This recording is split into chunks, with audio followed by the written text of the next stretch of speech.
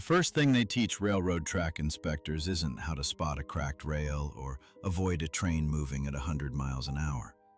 It's one rule every veteran repeats without smiling. If dispatch says the track is empty, but you still hear a train, get off the rails immediately. Don't wait for the headlights. I laughed the first time I heard it, until my third night on the job. Standing beside mile marker 66, the steel rails began humming beneath my boots. A train horn echoed through the fog. Then dispatch came over the radio. Maintenance Crew 3, be advised, there are no trains anywhere on your line. 3 nights after orientation, I still thought Frank's warning was just another railroad superstition. Every trade has them. Electricians don't whistle in substations. Miners never count the men before going underground. Track inspectors, apparently, don't trust empty rails. I worked for a private contractor that handled overnight inspections along one section of the Northeast Corridor. Most of our shifts began just after the last scheduled passenger train cleared the line. Dispatch issued us a work window, confirmed the tracks were out of service, and we had until morning to inspect switches, joints, crossings, and any defects reported by train crews during the day. It sounded simple. Walk the line, find problems before the first commuter train rolled through at dawn. Most nights it was almost peaceful. The rails stretched for miles beneath portable floodlights and moonlight. The only sounds were gravel crunching beneath our boots, the distant hum of highway traffic, and the occasional call over the radio from dispatch checking our location. Frank had been inspecting track for nearly 30 years. He knew every bridge, signal, and crossing by memory. The other crews joked that he could identify where he was with his eyes closed, just by the smell of the creosote ties. He never laughed at the joke. He rarely laughed at anything. On my second night, we were replacing cracked joint bars outside a small farming town when I asked him if he'd ever actually had a close call with a train. He tightened another bolt before answering. Not with a real one. I waited for him to explain. He didn't. That became Frank's habit. Short answers, long silences, the kind that made you wish you hadn't asked. Around 1 in the morning, we loaded our tools into the high-rail truck and headed toward our next inspection point. The truck bounced along the service road beside the tracks while amber warning lights reflected off the wet steel rails. Fog drifted low across the ballast. Frank slowed as we passed a weathered concrete post beside the track. Black numbers. 66. He glanced at it, then immediately looked away. "We've got a geometry report here tonight," he muttered. "What's that mean?" "Dispatch says a crew felt a rough spot yesterday afternoon. Could be nothing. Could be a broken tie, dipped rail, loose fasteners." He shut off the engine. Before either of us climbed out, he grabbed my sleeve. "Remember the rule?" I smiled. "You really believe that?" He didn't answer. Instead, he picked up the radio. "Dispatch, Maintenance 3 on location. Beginning inspection at mile marker 66. The reply came almost instantly. "Copy, Maintenance 3. You have exclusive track authority. No scheduled or unscheduled train movements in your territory until 0400. Frank acknowledged the transmission and clipped the radio back onto his vest. "There," I said. "Empty track." He stared into the fog hanging over the rails. "That's what dispatch says." We started walking. Our flashlights swept over polished railheads, tie plates, spikes, and drainage ditches. Frank called out measurements while I recorded them on the inspection tablet. Everything looked exactly as it should. No cracked welds, no broken clips, no loose anchors. Just 2 inspectors walking through the quietest stretch of railroad I'd ever seen. Then I noticed something strange. The fog wasn't moving anymore. Even the breeze had disappeared. I stopped walking. "So," I said quietly, "why does everyone hate mile 66? Frank froze. For several seconds he didn't answer. Then, without taking his eyes off the track ahead, he spoke so softly, I almost didn't hear him. Because this is where people start hearing trains that aren't there. The inspection should have taken 20 minutes. Instead, we were still walking the line nearly an hour later. Frank checked every joint twice, measured rail wear, tested fasteners. I couldn't find a single defect. Finally, I lowered the inspection tablet. Maybe the engineer just hit a rough spot. Maybe. But the railroad doesn't pay us to guess. We continued until the tracks crossed a narrow county road. The crossing gates stood raised, lights dark. Frank stopped. The signal cabinet door hung open. Its maintenance lock dangled from the latch. "Another crew?" I asked. "No work order." He inspected the wiring with his flashlight. Everything looked untouched. Then, the crossing bell rang. A loud metallic clang shattered the silence. Red warning lights began flashing. The gates slowly lowered across the empty road. Instinctively, I stepped back from the rails. Frank grabbed his radio. "Dispatch, Maintenance 3. Go ahead. We've got an active crossing at mile 66. A pause. "No train movements authorized. Maintenance vehicles? Negative. Signal testing? Negative." Another pause. "Our board shows the crossing inactive." I stared at the flashing lights. The board's wrong. Seconds later, the lights shut off. The gates rose. Everything returned to normal. Neither of us moved. Finally, I forced a smile. "Electrical glitch?" Frank didn't answer. Instead, he pointed between the rails. Fresh boot prints, perfectly centered on the track. I crouched beside them. The impressions were recent, but something felt wrong. Every railroad boot I'd seen left aggressive tread marks. These soles were almost smooth, worn, flat. They continued for merely 50 yards, then stopped. Not turned, not stepped off, simply ended in the middle of the rails. I swept my flashlight across the surrounding ballast. Nothing. No exit prints, no disturbance. Just empty track disappearing into fog. That's impossible. I know. We continued north in silence. The only sound came from dispatch talking to another maintenance crew several miles away. Then my radio crackled. "Engine 42 approaching mile 66. The voice sounded old, thin, distorted, like it had been recorded decades ago. Another voice answered through heavy static. "Track is clear." The transmission vanished. I frowned. What subdivision was that? Frank had already taken my radio. He changed channels. Nothing. Switched back. Silence. No one should be transmitting on this frequency. So who was it? He didn't answer. Instead, he pulled a folded photocopy from his vest. The paper was yellow with age. Across the top, it read, "Maintenance Bulletin, October 1974. One paragraph had been circled. "Crews assigned to mile marker 66 continue reporting unauthorized radio traffic and phantom crossing activations. Investigations have found no mechanical cause." Someone had handwritten 6 words beneath it. "Don't wait for the headlights." I looked up at Frank. For the first time, neither of us laughed. The next morning, I couldn't stop thinking about the radio transmission. Frank never mentioned it. He filed the inspection report as though nothing unusual had happened. Before we clocked out, I finally asked, "That bulletin from 1974? He sighed. "I was hoping you wouldn't ask." "So it's real." It was real enough they stopped sending one inspector to mile 66. What happened?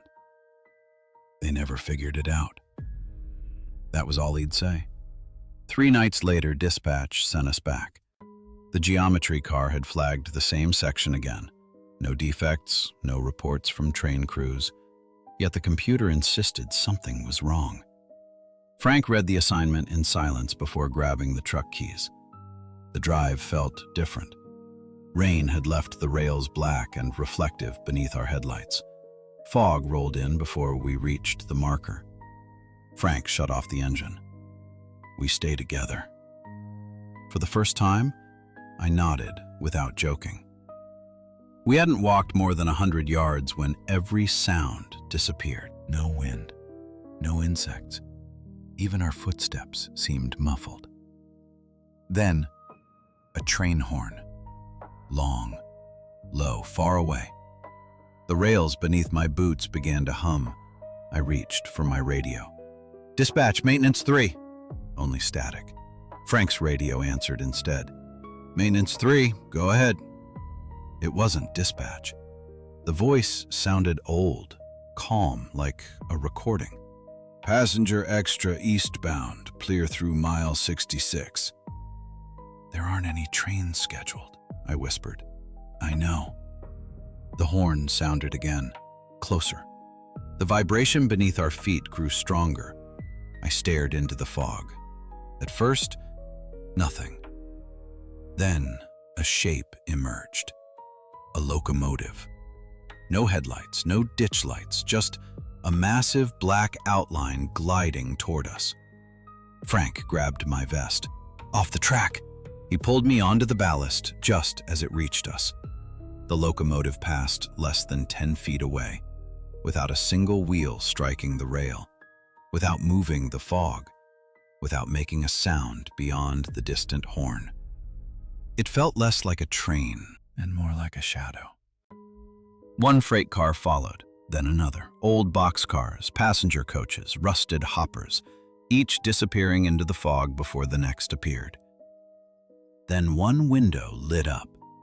A railroad worker stood inside. Reflective vest, white hard hat, completely motionless, watching me. Slowly, he raised one hand, pointing behind me. I started to turn. Frank slammed into my shoulder. "Don't look!" The horn stopped. The vibration vanished. The train was gone. Only empty rails stretched into the darkness. Frank's face had gone pale. He grabbed my arm. "We're leaving." This time, I didn't argue. We didn't tell anyone what we'd seen. Officially, there was nothing to report. No train, no signal failure, no damaged rail. Just another inspection completed with no defects found. Frank signed the paperwork, then took the rest of the week off. I should have let it go. Instead, I started digging. The railroad kept decades of maintenance records in a regional engineering office. Most had been scanned, but anything older than the early 80s still sat in dusty filing cabinets. I searched every report mentioning mile marker 66. At first, nothing stood out. Broken rails, flood damage, routine maintenance. Then I found a binder marked Unresolved Signal Events. Nearly every incident came from the same quarter-mile stretch. Crossings activating with no trains, unauthorized radio traffic, inspectors reporting rail vibration despite dispatch confirming empty track. The oldest report was dated September 1974, the newest, only 6 months ago. Every investigation ended with the same sentence: no mechanical cause found. A retired signal supervisor agreed to meet me after I called.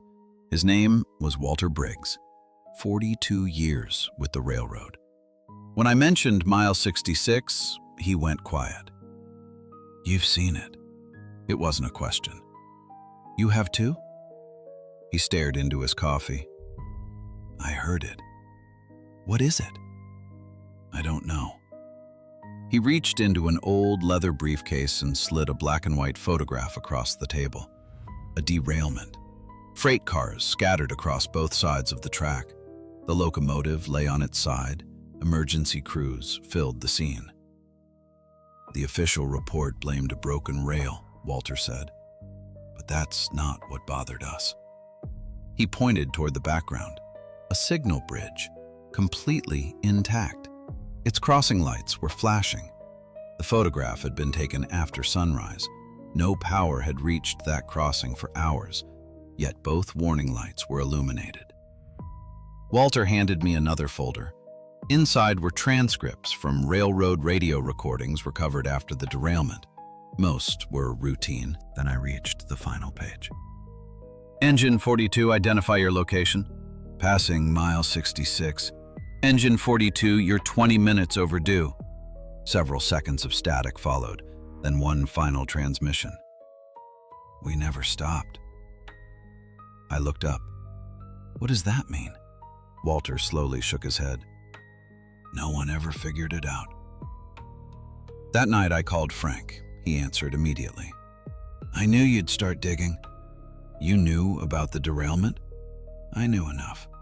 Why didn't you tell me? Because once people know the history, they go looking. And they always come back.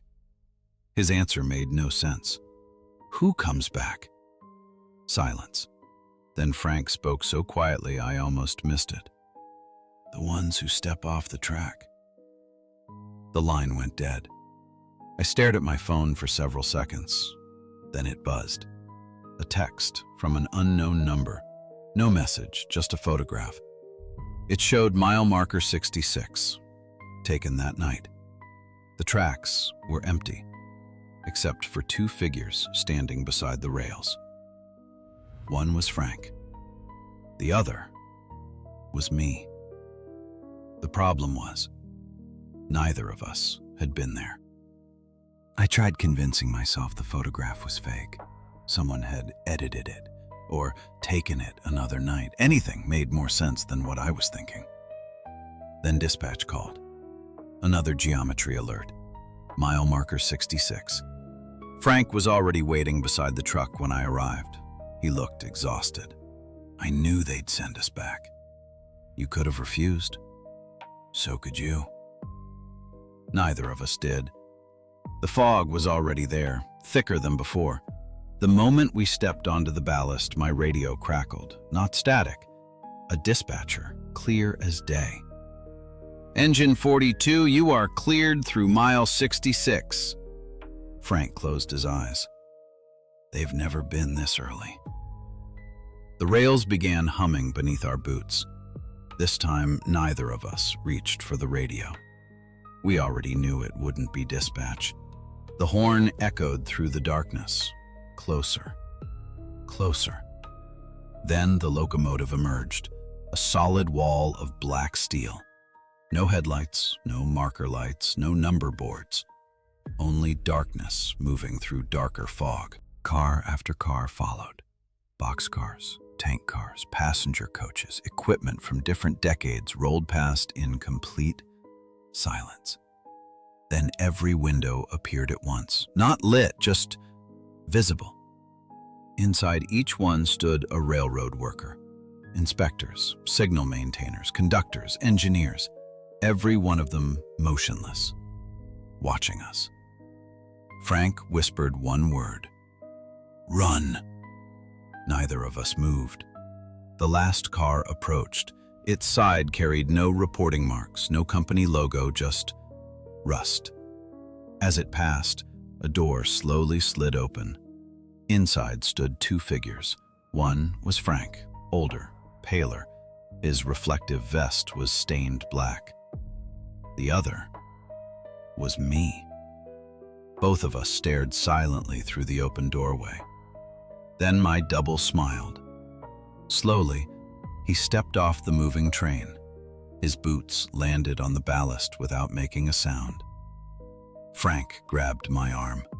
Don't let him touch you. The other me began walking toward us, not quickly, not aggressively, just calmly. Every step matched my own heartbeat. I backed away. He kept coming. 10 feet, 8, 6. Then the horn blasted again. The duplicate stopped, turned, stepped back onto the moving train. The door slid shut. The final car disappeared into the fog. Silence. The vibration beneath the rails faded. The train was gone. We never finished the inspection.